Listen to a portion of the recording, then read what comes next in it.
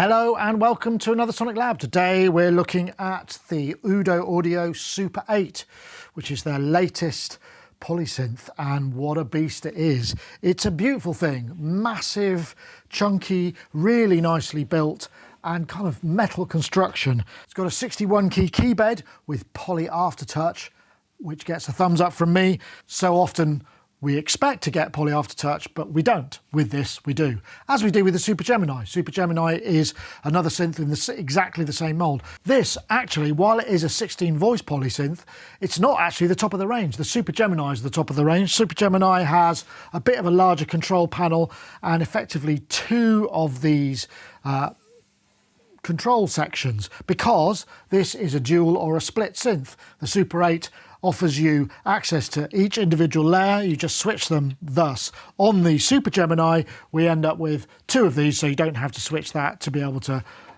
address each side of the synth. The synth can be split or played in single mode, so each side we can have it in what's called binaural mode, which is this button here. Binaural mode halves the number of voices. As I said, it's a wonderfully built thing. It feels like, and this is something, you know, we've done a lot of interviews with George. George is a sort of design fiend. I think his background comes in sort of medical and Formula One stuff, so he really knows or values the quality of components. And this is an all-metal case. I mean, it is a very nicely built thing.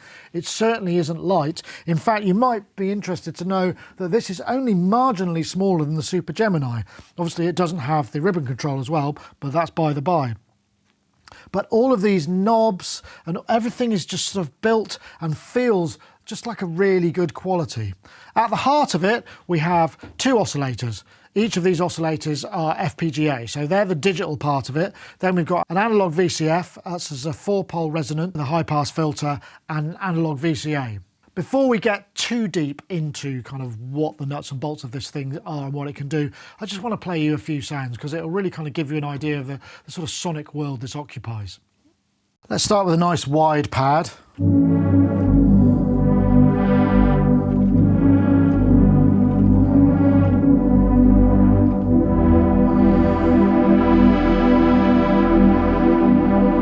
Aftertouch is really kicking in those filter opens.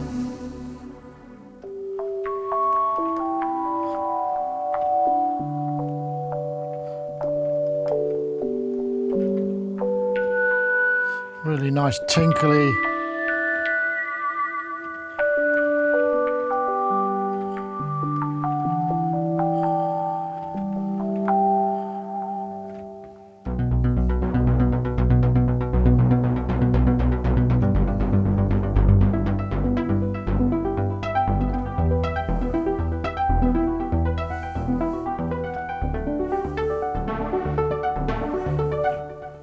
Great, nice, rounded bass sound.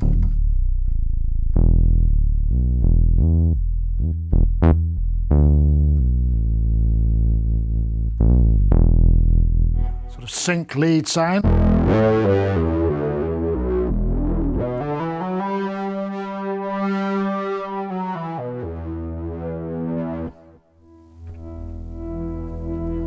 Just an interesting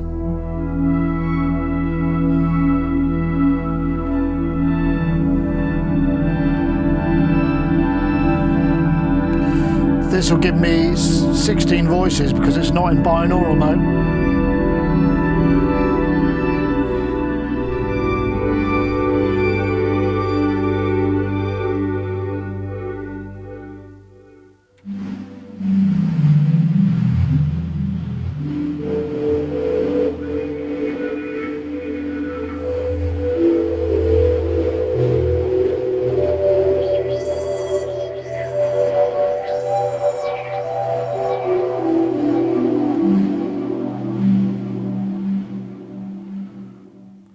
Let's just do a performance now. Let's see what this one's got. We've got an arpeggiator in the lower half on quarters and nothing on the upper half.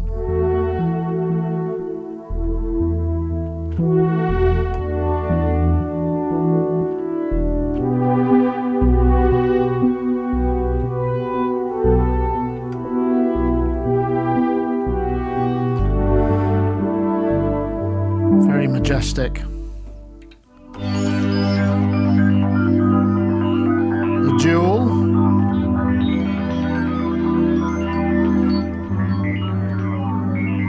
Sample and hold on one, and a sort of more pad sound on the other. Here's a dual sound.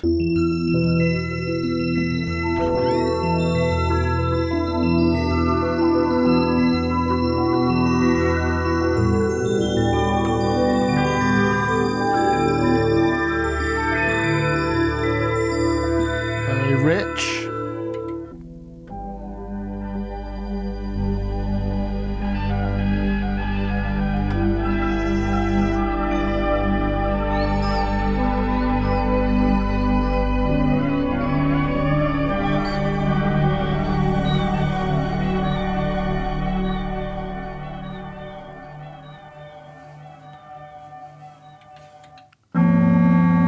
This is one that I made that's very sort of using a lot of crossmod.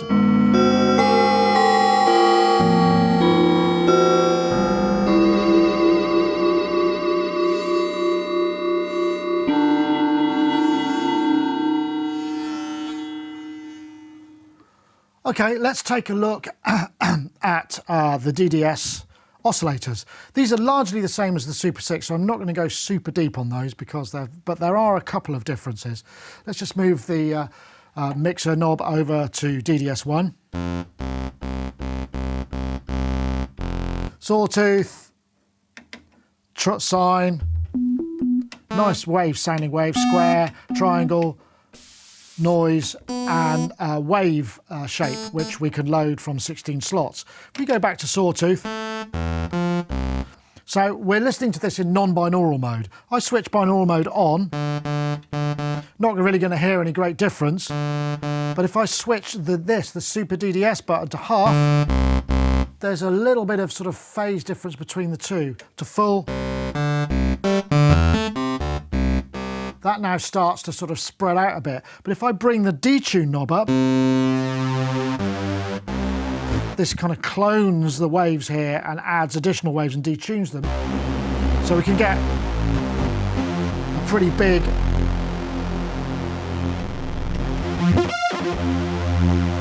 sort of super saw vibe. There's also, this works nicely in the sine. So if I do go to the reverse shot, I'm just going to bring a bit of release on this. Just some lovely tones.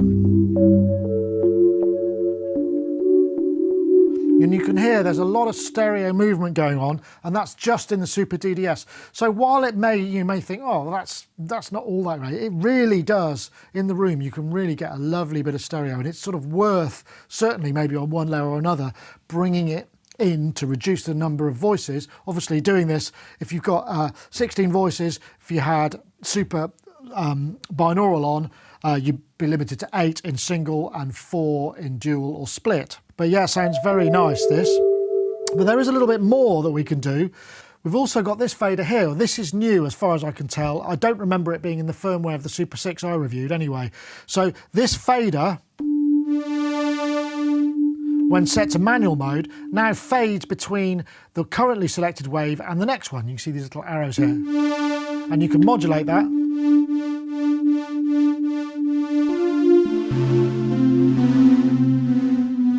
And if we change the phase of this LFO, which kind of shifts it in the stereo image when in binaural mode, we get a lot of movement. So I'm in sine mode, or I go to triangle mode, it'll modulate to square, and so on and so forth. If we go to noise and wave, and noise and wave, so we can get some interesting modulated sounds. If we go to wave mode, you can see the display shifts. We've got an A and a B button on the wave. So what we've got here is we can load one of 16 wave samples. I think there's a way to load these in via a utility, so you can put your own in. These are static waves. So let's take that one. Then we press the B button, and we've got 9 selected. So now what that means is when I move this wave, this doesn't modulate between these waves, it modulates between those 2 wave shapes.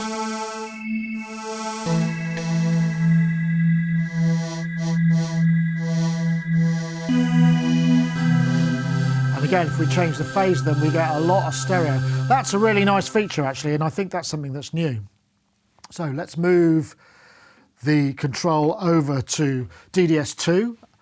Very nice feeling knob actually this, and this is probably one that you're going to move a lot. And it's modulatable as well, which I don't know if it was in the Super 6, so that's kind of nice because we could do some clever things with that. So let's just go to, we'll listen to this. This is again, all the usual waves. Let's take that. But we've got a pulse wave on here, so now what happens here is when we modulate, we can go through the pulse width modulation and we can modulate that. And if we've got the phase, we get stereo of that.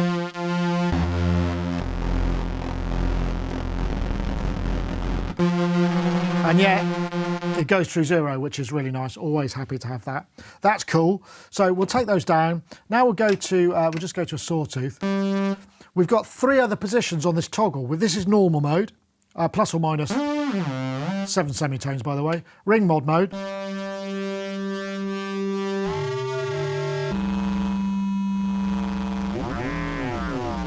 Some very interesting sounds. Then we've got sync mode,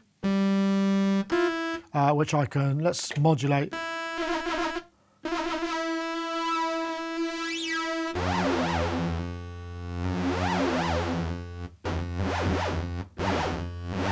So we get a nice sync wave.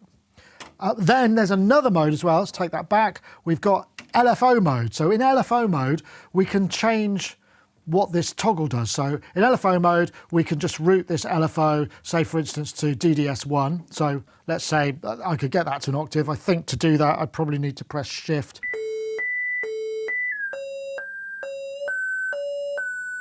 Shame it's not unipolar, or there's no switchable way. I would really like to have seen that. So that means now in this mode, this controls the speed of the LFO, but when I switch this in, it also adds a sub oscillator. So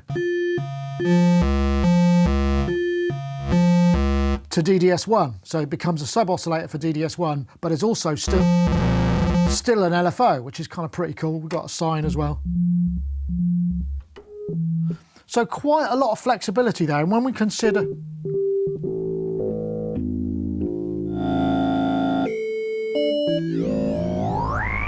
got some really high speed sort of modulations between the two. So really quite powerful. I mean, look, there are sort of, very few controls, but a lot of really interesting possibilities here. One more function to look at in the oscillator, there's this drift, which we access by Shift. So I've got a patch here, which is just it's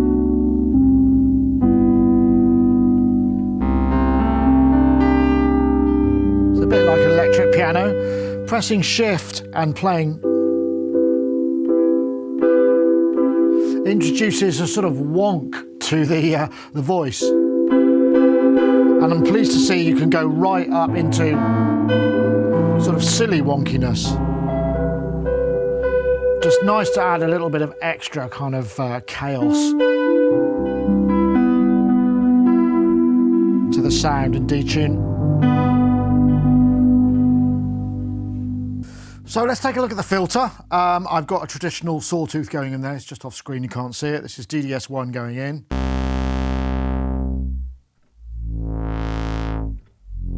It's got a sort of slight Roland quality, I would say. Let's bring a bit of resonance in. Lose a lot of low end. So it's classic sort of 4-pole, almost ladder. But it goes right into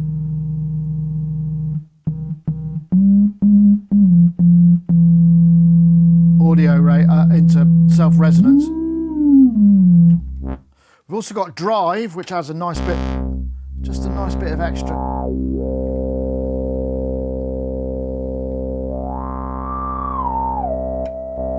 Brings in bass compensation by the sound of it as well. And then we can go a bit harder on the drive and get a little bit of burn. High pass filter takes it right up to skinny. We can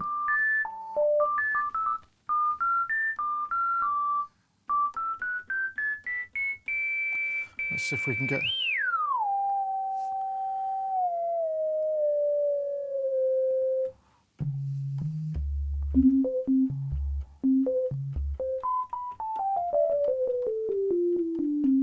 yeah, it's pretty good tracking on that. So another couple of neat features, obviously we've got envelope mod.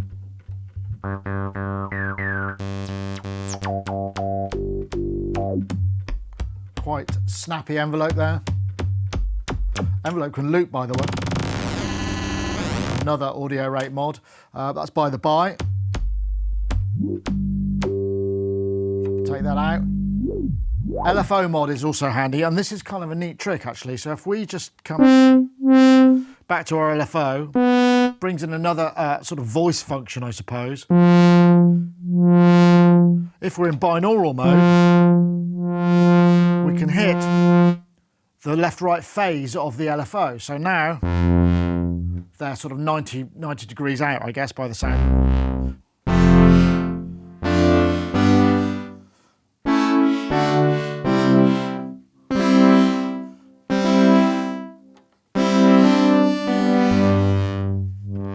But if we're not in binaural mode, we can use this fader to just go into spread, and what that will do.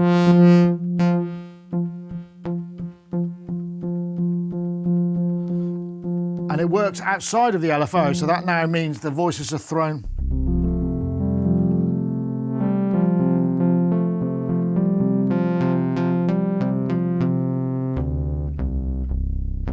We can route envelope velocity to this via the mod matrix. We'll get onto that a bit later. So we get a kind of bit of stereo without having to sacrifice any of the binaural mode.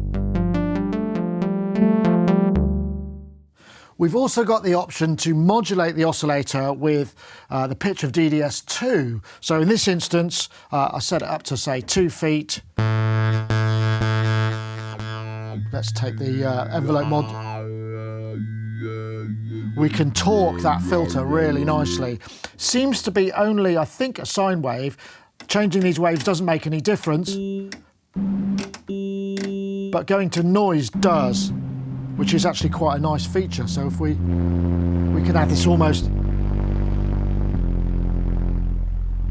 like a sort of distortion. It's actually quite a nice effect. If we go to LFO mode, we can switch this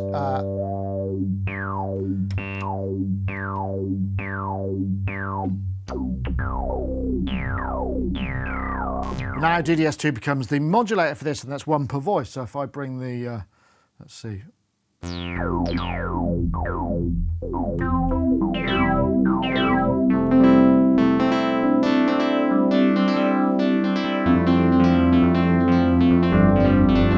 Some quite nice cascading effects. But don't forget, if we switch this into sub-oscillator mode, we can then bring the sub-oscillator of DDS2, of DDS1 in underneath.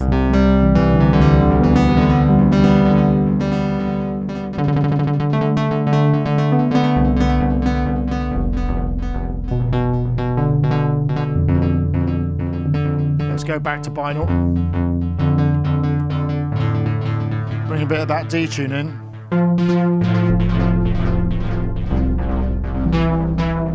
Sounds like a delay, but it's actually not a delay.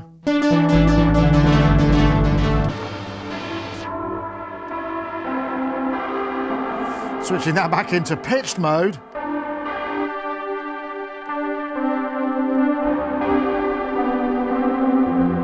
Some lovely ethereal.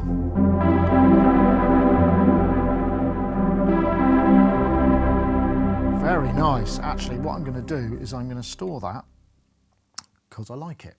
I'll make some of these patches available via our Patreon, for those of you who support us on Patreon. In fact, I've got some really nice instruments that I've sampled, just the basic waves, into our current Patreon sample player, which is for decent samplers. So head over to Patreon if you're interested in picking those things up. It's available to our upper tier supporters. Thanks very much for those of you who already support us. And if you don't, go check it out. Oh, that's nice. So what I might do is have velocity. So I'm mod assign, velocity to envelope mod.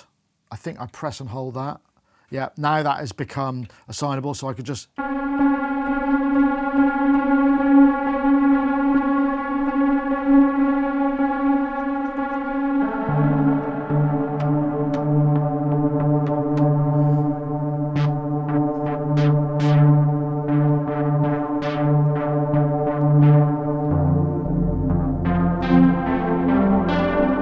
switch the dynamics on the VCA.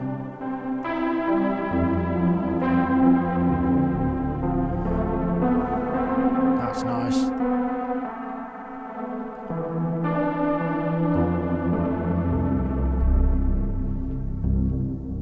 Sounds so wide, doesn't it? There's no chorus, no delay, there's no effects on this, but it sounds just like it's sort of got effects built in, and that's just the combination of the binaural and the way the voice spread and the LFO phase works. Very nice. While I've got this this sort of nice sound up, let's bring up the delay. I'll just take the release down. This goes from 1 millisecond with quite decent feedback up to a second. Can be synced, you just press the sync button here and then it will sync to the master tempo of the arpeggiator / sequencer. We'll take that out for now. One nice feature is if we get a bit of regeneration on that, and then we go to the mod assign, I can actually assign LFO2 to the delay time. So let's just switch this in and we'll dial that in.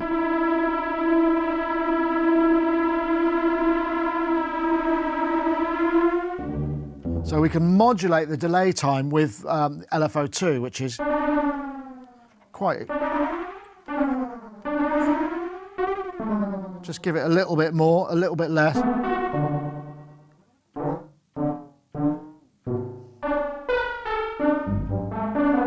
The delay is based on the send rather than a blend. So the more you send into it, so if you have taken the send down, it's gone, but it'll still take the signal, which is kind of nice. But there is another cool feature about this, and this is common to, I think it's actually just the later synths. I'm not sure if the Super 6 does this. Each of the layers, we're obviously been focusing on the single layer for now, has its own delay sections. So I've got this sound here.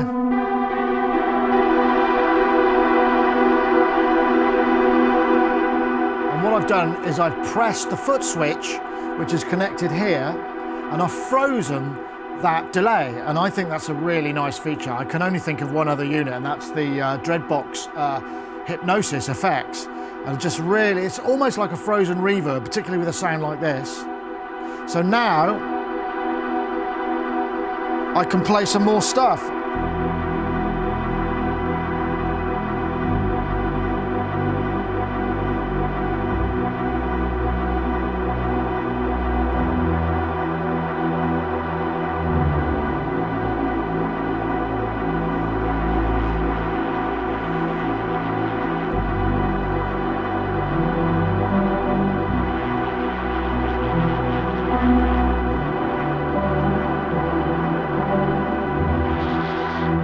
Take my foot off the delay, freeze, and it just fades away. It's a really nice jamming thing, and George has done a couple of really good effects demos, or demos for us where he's displayed that. And because it's per layer, we can freeze each layer independently if we've got the right foot switch.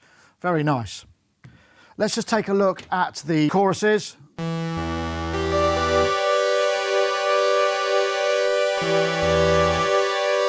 Bring that down a bit. Chorus is just 1 or 2. If I just... There's a slightly more high speed. Switch them both on.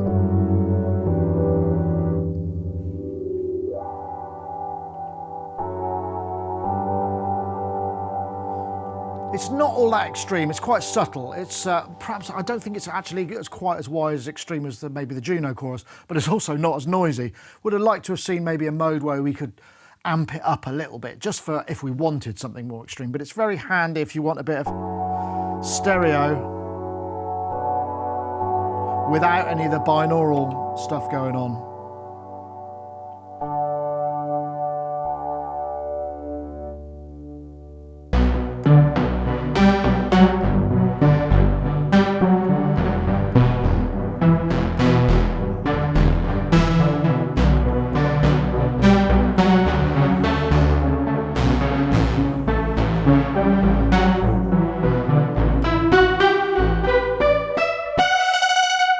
So that was another patch, and this is a good idea to introduce some of the other concepts. I'll probably whiz through them because there's still quite a lot to cover. So what I have going on here in this patch is really... You can hear there's that sort of LFO moving on the... it's actually the VCA. So what's going on here? So this brings us to the mod matrix. Mod matrix is really quite straightforward, really. Across the top here, I think we can see, when I press this button, I've got all the labels here. So DDS2, LFO1 as sources, and then destinations here. These are the fixed destinations. But if I want another destination, I would just press, say, if I want velocity to go to high pass filter. Oh, that's already there. So say if I want velocity to go to, I don't know,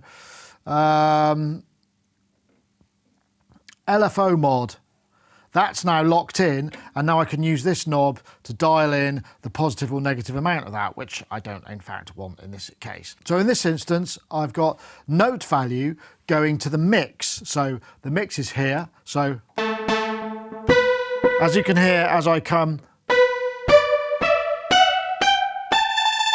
further up, I get more of this high note, and as I go further down, I get even less of it. So let's take a look at the control section, because it's actually much deeper than it looks. In most synths, the control section sort of tends to apply to everything that you're playing, but this, you can actually separate it for each layer. So it's all about this switch here. So if I just bring these down, so this is the destination. So at the moment, in the when it's in the upper layer, it's affecting the controls I adjust are affecting the upper layer and or in the lower layer. So let's go to, let's say play this sound here. I've just got the LFO2, which is multi-wave again, and actually goes into decent audio rates.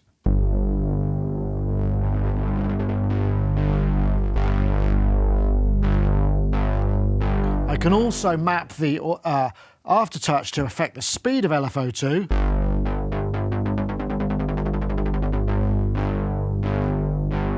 I can set the switchings here so that LFO2 doesn't come on until I press aftertouch to bring it in, or just have it come in on the bender trigger, which is pushing this.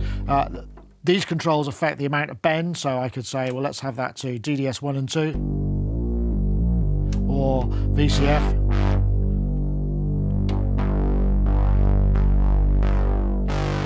Or I can have the aftertouch going to the bend amount. Kind of interesting, but what's very interesting about this, also I should mention that the LFO2, if I bring this, so let's bring this down again. I've got it in ramp down wave. It's also polyphonic, so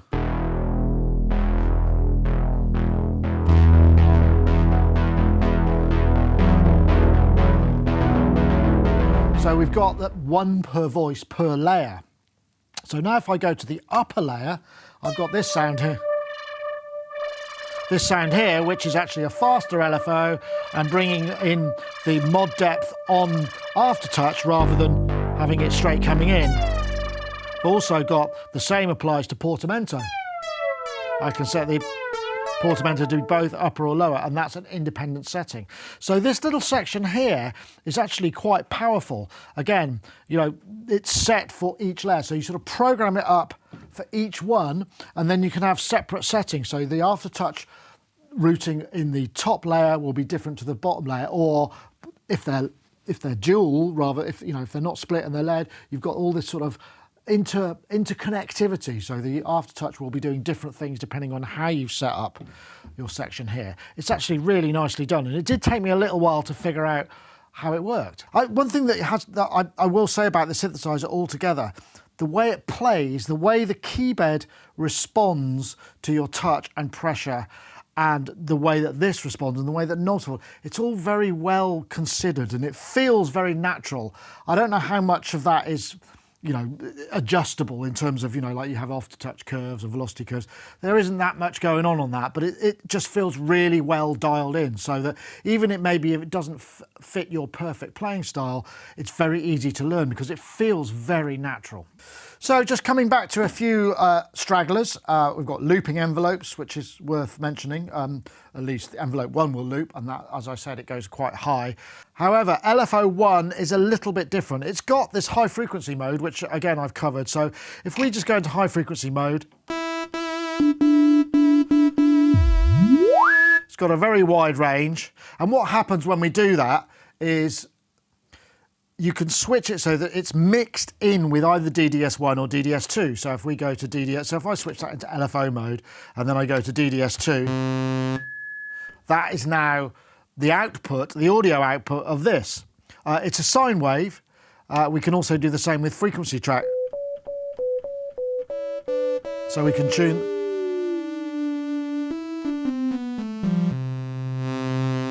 So if I now bring,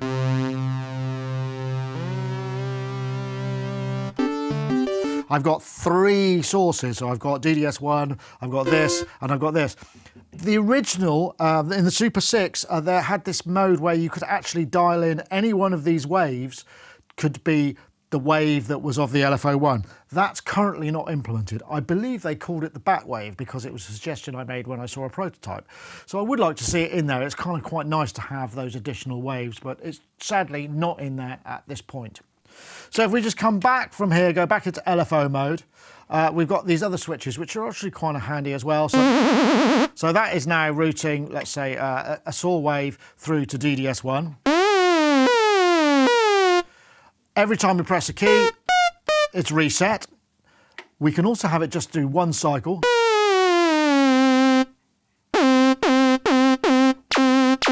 So it becomes effectively like an envelope or a function generator, or we can have it free running. If it's free running, then what will happen is we'll just basically, every time we have a note trigger, it'll have an LFO per voice, and you get all sorts of wonderful modulation nonsense. So we should just take a look at the patch memory. We've got 256 memories in here in patch mode. So we can get to A or B just by pressing Shift and then the patch. So for instance, if I have this patch that I want to store somewhere, I could just go G and I press and hold, and therefore it's stored. That's my patch memory. If I want to store a performance, same applies. So in this case is a split. And again, I'm just pressing performance, and then let's just hit the bank and we'll just go press and hold, and that will store the performance. And that stores the setting for the upper layer and the lower layer, and the split and the settings for the performance section. And this is key because a lot of synths, or some synths, still sort of refer in their performances to patches outside of the performance. So if you overwrite those memories, they're gone. It's not the case here. Nice to see that when you store it, it's everything. You know, you're not going to overwrite a patch. So you've also got 256 performance memories as well. Very useful. And while I'm on the question of performance, we should really talk about the splits and layers. So far, really, I've been talking about the individual voices, but I've got another keyboard over here, which I'll switch on so I can bring that in via MIDI. Worth mentioning, if I didn't already, we've got a mix output here, which is both the layers, and then we've got individual upper and lower outputs. So that means I can basically separate the synth in two ways. And in many ways, it sort of reminds me of the old Jupiter 8. You know, that's what made the Jupiter 8 so sort of popular amongst touring musicians, was because you effectively have two separate synths with two separate outputs. Same deal's going on here. And actually, you know, the more I think about it, the more I think this really does remind me a little bit of the Jupiter 8, except it's got sort of more about it with the stereo and stuff. So might be a controversial thought, but I just thought I'd mention it. So let's just go into a performance mode. We'll select performance A3. And in the low half, I've got this poly sound. Adjusting the levels and the split is the only thing I would say. It'd be nice to have a kind of fader or something for that. So you do that really in the VCA. So I'll just turn that up here, and I've got these. And each half of the keybed, because it's poly aftertouch,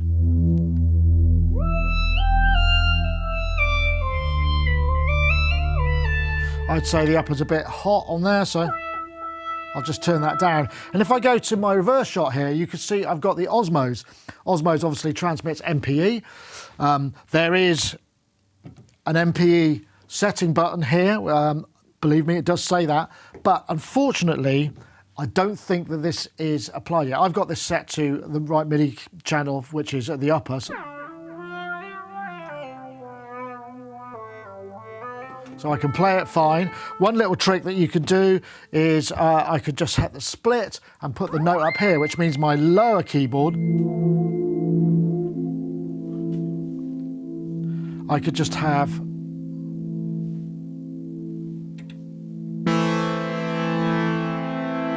playing over the whole keybed, and I can come to here.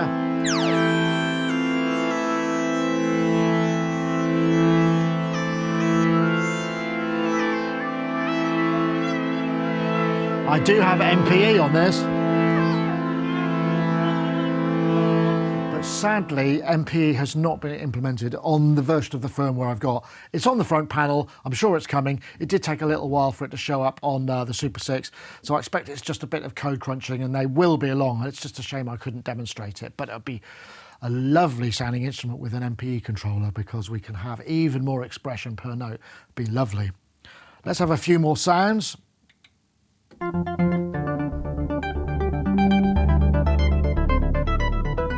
This is a dual sound which has got an arpeggiator on each one. I could split that actually. So the lower has an arpeggiator doing this.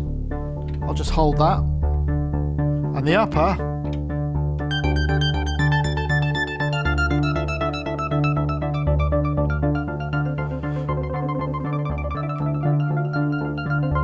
really nice that we can actually set these arpeggiators to work against each other. They work very nicely.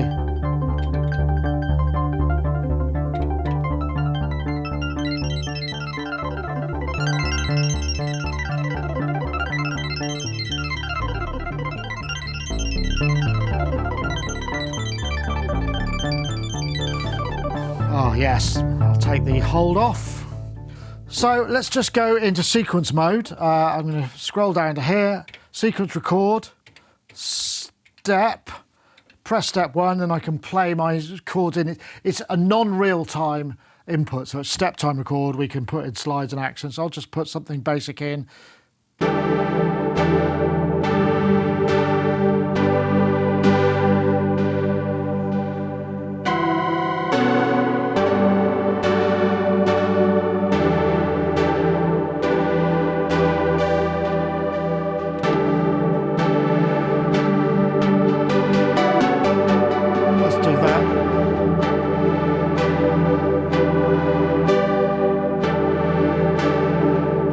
That's quite nice. Now I can play.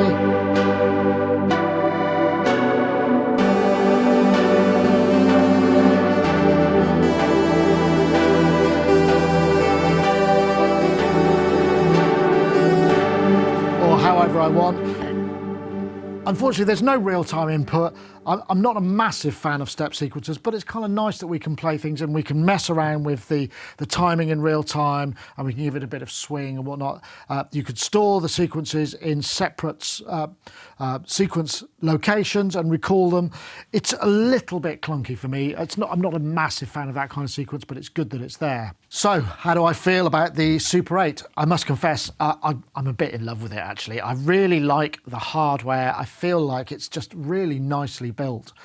For a small manufacturer, bringing this kind of level of hardware quality, I mean, the knobs, the faders, the buttons all feel really nice. The keybed, having polyphonic aftertouch, is actually, you know, not as common as you might think at this kind of price, and certainly not as common as I'd hope. And everything just feels very pleasing. Construction quality is excellent, and features like the 2 pairs of stereo outputs, the freeze, the dual delay, the performance section, they all add to kind of creating a very playable synthesizer.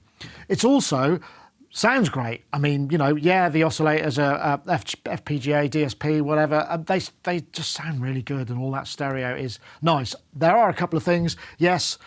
Shame about the back wave on the LFO. Shame that they haven't got the MPE sorted yet, but that's obviously going to come. But overall, I mean, £3,000 UK is a lot of money, whatever way you look at it. But for a small manufacturer who are not stamping their synths out in China, it's actually an impressive achievement. And I thought it would be more expensive. And there are synthesizers by small manufacturers that are more expensive. So overall, I am impressed with the Super 8. And if you're looking for a kind of flagship performance synthesizer, then it's definitely worth checking out. Obviously, if you want a bit more largesse, then go for the Super Gemini, which is actually only, I think, £400 more, and you get double the controls and extra voices as well. And it's not that much bigger. Anyhow, that was the UDO Audio Super 8 review. Thanks very much for watching. Don't forget, extra content available on our Patreon, as well as some decent samples. And if you're just looking to support us, you can also join our YouTube membership for just 99 cents. See you next time.